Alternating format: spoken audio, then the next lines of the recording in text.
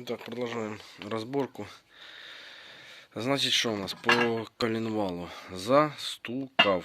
В общем, вот такий вигляд має. Шатун під заміну, тому що працював вже без вкладишів. Вже вкладишів там не було. І просто працював чисто шатун по коленвалу. Я представляю, що там зараз з коленвалом. Сняли, в общем, вот такі справи. Вот это під заміну, все, вироботка вже вигребло в шейках. Тоді сейчас покажу. Залізу. Опа. Залізу в яму.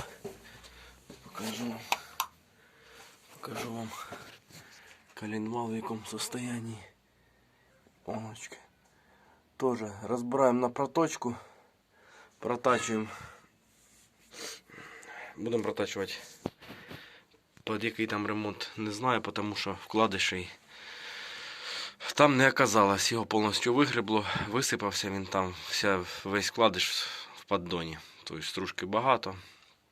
Розбираємо, дивимося, який ремонт, розтачуємо на ремонт більше, заказуємо вкладиші і збираємо. Ну, буду в процесі відео нарізати, показувати, як там далі.